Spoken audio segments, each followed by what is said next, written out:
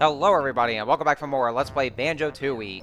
In the last episode, we started our prehistoric journey through Pterodactyl Land, and, we got some new moves, all the missions and all that. In this episode, we are going to be starting one of the most infamous missions that we're about to be doing. If you recall, towards the end of the last episode, we met up with the Styracosaurus family. The mother's name is Scrotty, by the way. So basically what happened is that, her kids are having some serious problems at the moment, though. So we're gonna go ahead and fix them, and might as well go ahead and knock this one out here because it's a long one. It's gonna be a long side quest, involves backtracking and all that, and a lot of fetch quests. So to start with, we're gonna start with the one that's pretty much already been covered for us, though. Is that so one of the dinosaur kids, one of the triceratops kids. So we met her over in Witchy World when she was in the that mighty evil dinosaur exhibit cage, and so So of course, now she's in the train. She's in the the train itself, and so all we gotta do is just bring the train over to this level, and then she'll just come right after it. So that one's pretty much covered for us. So the other ones, the other two ones are gonna involve having to play as Mumbo. So we're gonna get to him in a bit here. And now she's out here. So yeah, you recall we already got her in there. I hope Mom will be too mad at me. I wouldn't take your chances too much there because, or just wouldn't get your hopes up. Because, she could, have some sort of a punishment chore thing. She could, though. And there we go. So that's one down. Thanks for returning my lost child. She'll be cleaning out our cave for the next month as punishment. Yep, see? Told you. Told you. What'd I say? What'd I say? Yep, you have rebellious kids, then, they're gonna be punished, of course. Alright, so yeah, that's one of them down, and now we're gonna go ahead and take care of the others right here. I am not being fooled, you white Minjo. I already collected with white Jinjo, and you are not easily fooling me there. That's like one of the most pathetic things you ever do. Alright, so yeah, the reason why a lot of people don't really like this mission in particular, and I could definitely understand why, is because, it does, there is a bit of backtracking you have to do, a lot of back and forth you have to go and take care of. And also the last one, Scotty was saying something about the shaman at the cliff top, which, of course, she's referring to Mumbo. But that also means that we have to go out to the cliff top in the Isle of Hags. Yes, this mission actually requires us to actually exit the level and go out to the overworld. Or the main hub world. That'll actually just makes it's all part of the mission here. So it's one of the more ironic things that this game would do. I mean, it's not every day I actually see something like that. So anyways, so we're gonna go ahead and bring this Globo over to Mumbo and get his stuff done. There's actually 3 things and 3 of the spells in this world that you can do, but I mean, first couple of those, we'll just get those out of the way. So let's go ahead and bring this over.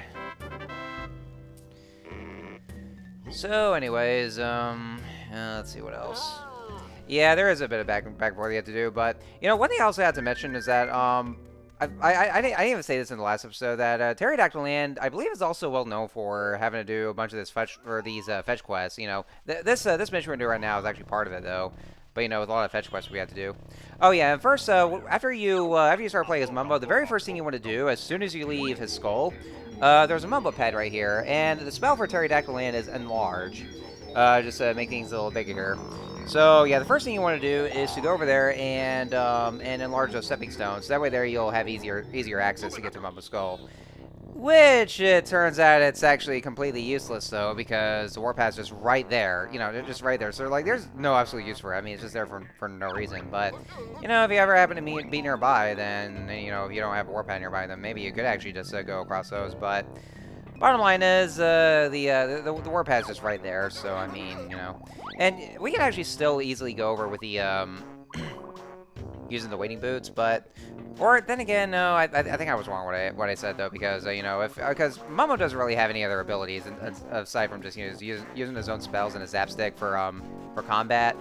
So, yeah, maybe he himself actually does need the stepping stones. So, I mean, if you're playing as Mumbo, if you need to get somewhere from those, then, you could use the stepping stones, but we don't really get to do that, though. So, actually, maybe I was right. They are practically useless, because, Mumbo doesn't really do those, because you don't really need to use them per se.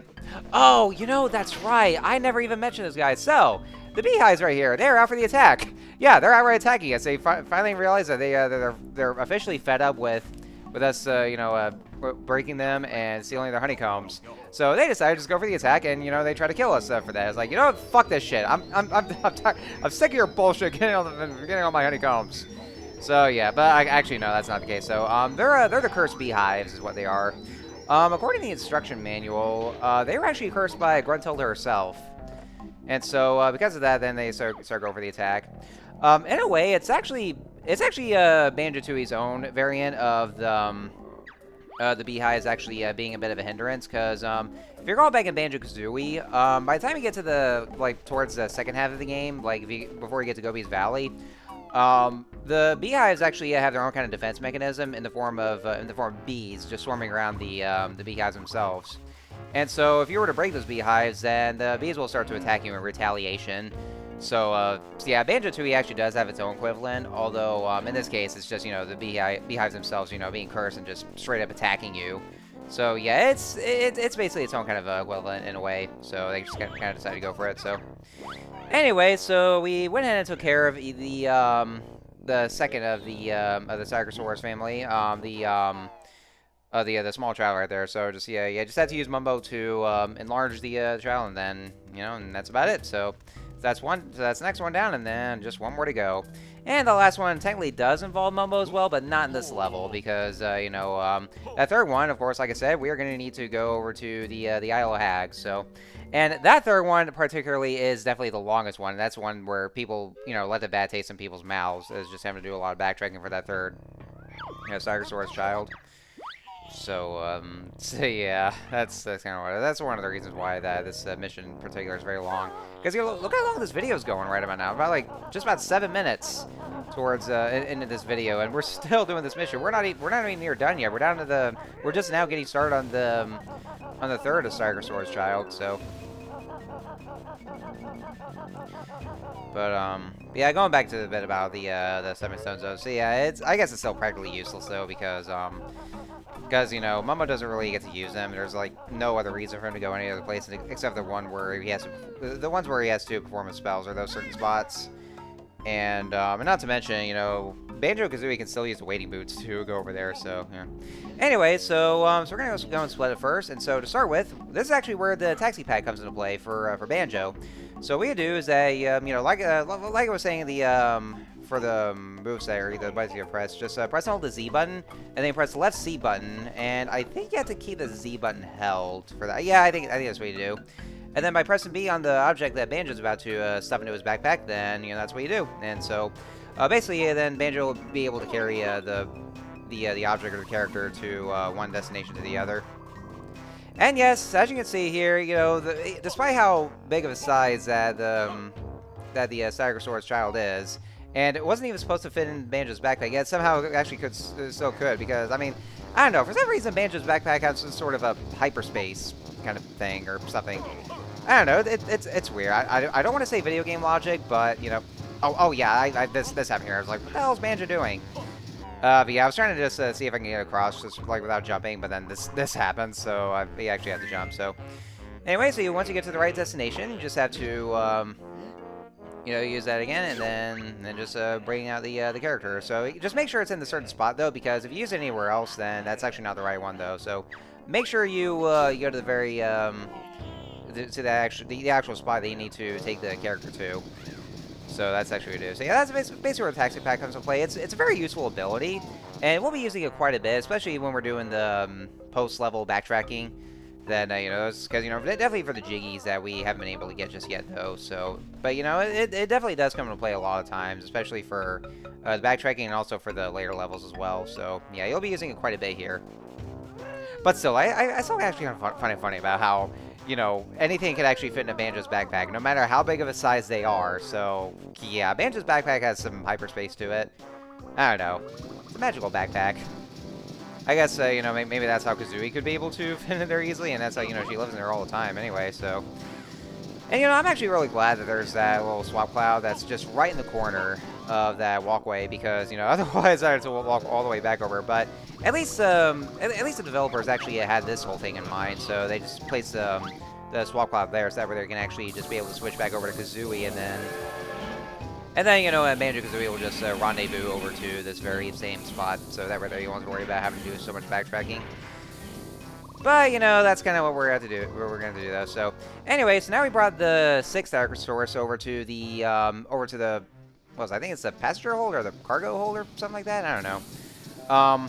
But yeah, we decided to carry over to this car here, and then we're gonna go, and here we are. We're back over to the Isle of Hags. So, you know, just going to the. Yeah, you want to make sure to unlock the train station first for that, though. So yeah, we're back in the Isle of Hags and the Kleptop. So yeah, like I said, it's, you know, very ironic, very weird that, you know, for a mission that's actually part of that one level, and it actually requires us to actually go back out to the hub world and, you know, and just do what you got to do there. It's, you know, it's not every day that this actually happens, though.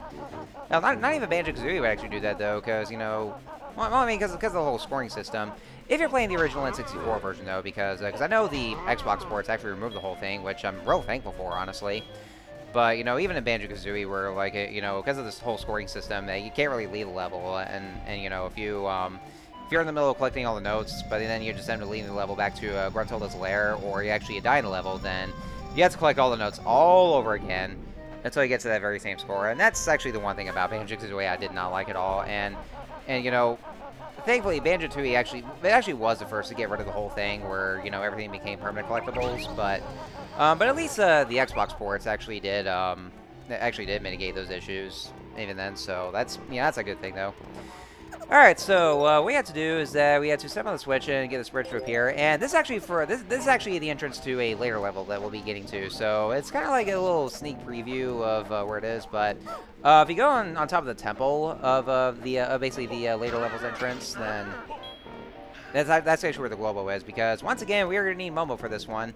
Because, you know, Squatty actually mentioned about the Witch Doctor, ergo Mumbo, that could actually be able to cure the dinosaur sickness. I didn't really. Oh, you know, I think the Jiggy requirement for this level is actually 39. So technically, we can actually go ahead and unlock the level right then and there if we want to, because we have enough Jiggies for those. I think I got like at least over 39 for those, but I didn't really pay close attention to my Jiggy counter though. So we actually could if we want to, but we're not going to do that yet because, well, that's actually not the next level we're going to.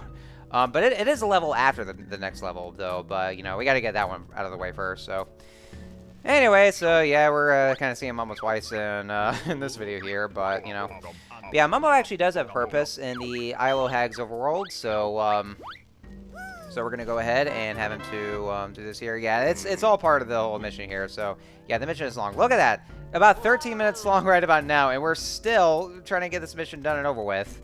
So yeah. And, you know, people would say that, like, maybe it's what it is that, you know, I actually could sympathize with those people who actually wish that Mumbo would actually still be able to use this kind of ability in the level itself, though. But the thing about it is, though, is that, you know, in Banjo-Tooie's own worlds, they actually have their own kind of set spells for Mumbo. So, therefore, it can't be anything different in the very same level. So, if Mumbo wants to use different spells, it actually has to be in another level. So, in this case, in Pterodactyl Land, he can only use the Enlarge spell. Whereas, in the Isle of Hags, this is actually the spell that he's using here. It's Heal. Yeah, the Heal spell. So, yeah, he's only able to use the Heal spell in the Isle of Hags, so that's actually what it is. So, I'm not sure there's actually an in-game explanation for this here. Maybe it's because of the Globos themselves, because I don't know. I think it's implied that the Globos might have their own kind of special, unique abilities within them. And so, like, whatever power they themselves hold. And so, the Globo that you give to the respective shaman, you know, either a Mumbo or a Humbawamba, then, you know, they can just be able to use that Globo's own kind of special ability, and then just use that to, and just use that there. So, I mean, you know, it's not like, you know, I mean, it's not like, you know, that Mumbo, like, you know, Mumbo himself wouldn't really have those kind of abilities here. He just needs the Globo to actually be able to activate the spell, to use any kind of special abilities, because, like, you know, like, because from what we know so far is that the only thing that Mumbo could actually do by himself is either just use his F-Stick, or he could actually be able to transform Banjo-Kazooie into different animals, just like he did in the first game. But even though he doesn't really do that anymore, because now that role goes over to Humble Woman now. But I'm not sure if maybe it's because I don't know. Is he still able to transform Banjo-Kazooie into different animals in this game, or has he not used it so long they either forgot or he or maybe it's just worn off, like there was a certain limit to it there. I don't know. I mean, there's a lot of theories to go about it with some explanations I'm trying to piece together for the Banjo-Kazooie series, because because I know that the series isn't really that deep, though. Like, it isn't exactly so much as lore-heavy, per se. I mean, the only kind of lore they ever drop in is just the Ancient Words of the Crystal Jiggy and Jiggy Wee's Temple, but that's about it. It doesn't really go anywhere, because, the plots are, just relatively simple, though. Their main objective is just, go after Grunty now, so. But, I'm kind of going on these tangents here. So, anyway.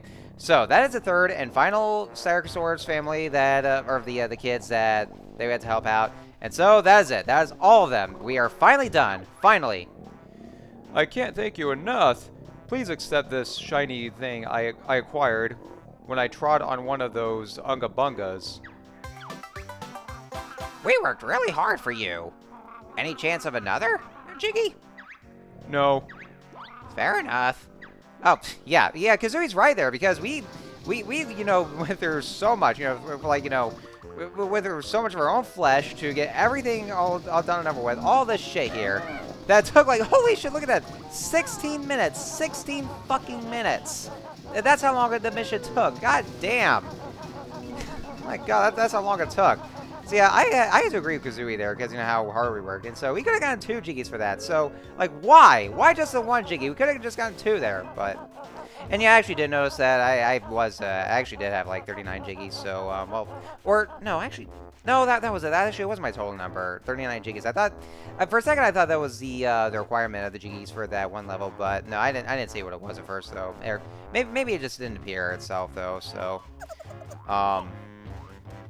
Yeah, I guess I was wrong. So that was just the amount of Jiggies I had. But now we have 40 Jiggies though. So let's see. I think 35 Jiggies was when we were halfway, or yeah, 35 Jiggies when we were just halfway. Well, just the half amount of Jiggies that we have, or well, actually no, I was wrong. I think like 45 Jiggies would be half 90, because there's only 90 Jiggies in total for this game, but I know 70 Jiggies is actually a requirement for you to beat this game, though. But considering I'm doing as usual 100% run of this game, then of course I'm gonna have to get all 90 of the Jiggies. So anyway, so yes, we're done. We are finally done. Thank God. The whole mission is done and over with. Ugh, God, that was such a pain there.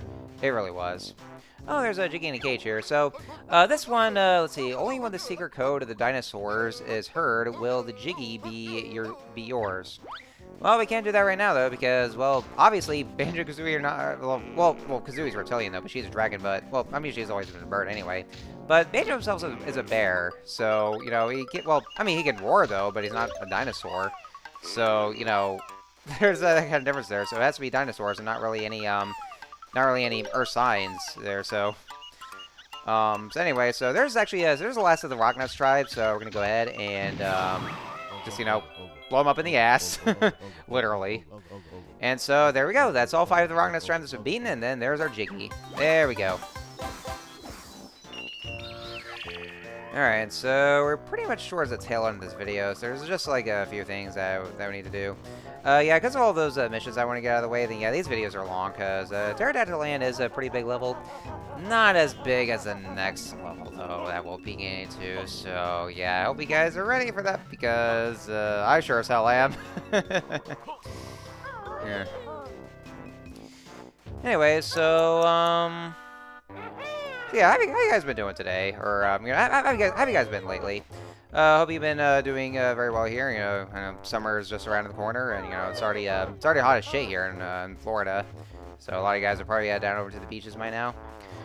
So to those of you who may not have seen my update video that I've uploaded just about a couple days ago, I just moved to a new place, and so that's kind of the reason why it was taking a long time for me to get some videos uploaded, because I was basically with packing from having to stay at my parents' house temporarily. But But yeah, I finally moved out of their house once again, and so I got got myself a new place. I'm living in an apartment right now up in North Florida, and so yeah, things are moving in here, and I haven't exactly unpacked everything just yet though, but I'm still working on it. So yeah, it's actually hasn't been haven't been that bad so far. So I'm finally back to doing upload videos, and then just go back to regular schedule. So anyway, all right. So this is the transformation for Pterodactyl Land. This is the baby T-Rex. So actually, it's one of the two transformations here, but it's actually kind of the same kind of animal though. But this is just one of the forms. So the baby T-Rex, well, the only kind of controls she gave you though is just using control stick to move. But we're about to learn a new move. So what we can do though is that you actually see this guy here. You can talk to them. Wow, our new dinosaur. What are you? A vicious T-Rex. You're not that vicious. You don't even know how to roar properly, do you? No, I don't think we do. It's easy. Just tap B for a short roar, and hold B for a long one. Thanks! Let's go roar at someone. And that we shall do. So, yeah. So, for some reason, even though Humble One herself doesn't really give you the moves, but yeah, you can actually talk to one of the Banjo-Saurus here, even though, despite the fact they're supposed to be enemies, but if you're a T-Rex form, they, they're actually friendly this time around, and so they're, so you can actually talk to them. And he just teaches you how to use the roaring ability. So, yeah, like I said, if you just simply press B for the short roar, and then you hold the B button for the long roar. So, remember that Uncle Bugga that was actually blocking the cave there? Well, I'd say we go and just give him what for, and show him that that NPC roadblocks or anything like that is not to be trifled with. So, roar. Oh, what the hell are you laughing at? What? Ha ha ha ha! That feeble roar. Me not scared. Well, that didn't work. God damn it. Well, we tried, and so none of that worked here, so let's think of something else then, find some other way, maybe, meteors? We can just bring down meteors for that, though. Okay, no, we can't do that, so, yeah, there's no actual way for meteors to come down, or basically just summon meteors or anything like that, or make a whole meteor herd. But anyway. So basically what you can do is that, while you're the baby T-Rex, if you see those doors that has the baby T-Rex painting, if you just roar in front of them, then they'll just open the doors for you. And there's a little cheetah page right here, so you're in this part of the mountain. See what the sign says. Roar, roar, roar, roar, roar, roar. Then the glittering prize will be yours. Alright, so basically what that was that it actually just teaches you the whole code for basically the kind of code they had to do to open the cage. We saw the cage before where that Jiggy was inside, or inside that cell. So so yeah, if you read the signpost, then it'll just tell you how the respective kind of roars they had to go do at the in front of the cage to get it to unlock. And so we're going to go ahead and do that right away, though. And it's always the same kind of code they do. So, once again, it's not randomized either. So, so it's always going to be the same one. So you just, you can always just look at the internet. So, all right. So 2 shorts, 1 long, and then another short, and then 2 longs. That's what the code is. And there we go. And so there's a Jiggy. So yeah, once you have the whole thing memorized, it shouldn't be too bad. So. And I think that might be just about it for the tier. Well, actually, let's go ahead and just use that one here. So, yeah, I know I did say that, kind of jumping the gun a bit here, that the baby T-Rex is actually just one of the forms. So, this transformation is actually a very special case because like, unlike all the other transformations, this one is unique in which there's actually separate forms for the T-Rex. We actually did notice that there's Momo's bed right in front of Wumbo's wigwam, and considering that both of them are actually at each other's throats at the moment, well, Momo might have something that he might be playing though. But okay, well, to be fair though, it wasn't anything too bad. It's actually it is actually something beneficial though. But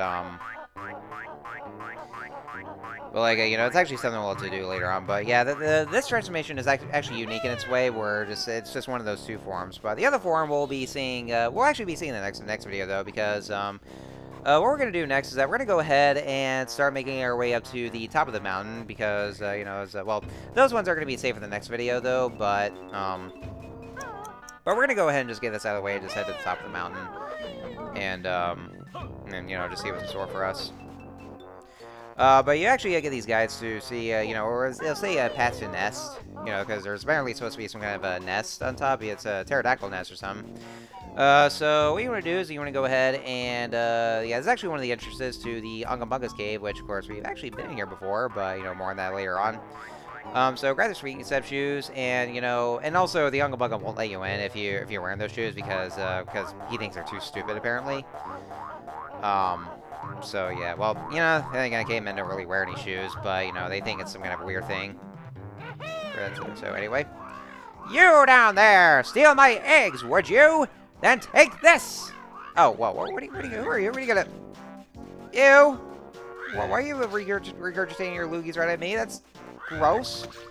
Alright, so as soon as you head to the top of the mountain, so this strange and mysterious pterodactyl is actually, you know, apparently yelling at us for thinking that, you know, we stole his eggs, apparently. So now he's trying to attack us and, you know, spitting out these loogies at us for some reason, which is kind of gross, though. But, yeah, we just had to run. We had to, you know, run like a madman and just avoid getting hit, and that's about it here. And, you know, there we go. Ah, you made it! Come on, I dare you to come up the stairs. I'll show you what happens to egg-robbing bears.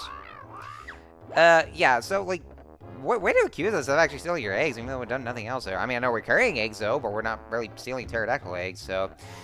Well, we'll have to figure out why he's upset and all that, or upset with us, but we're gonna do those. We'll just head over to the head over this cave first and see what's over there. So, next time on Let's Play Banjo-Tooie, we're going to you know, do that kind of mission first, and then we're gonna see what that pterodactyl's problem is and why he's angry at us. So I will see you guys next time.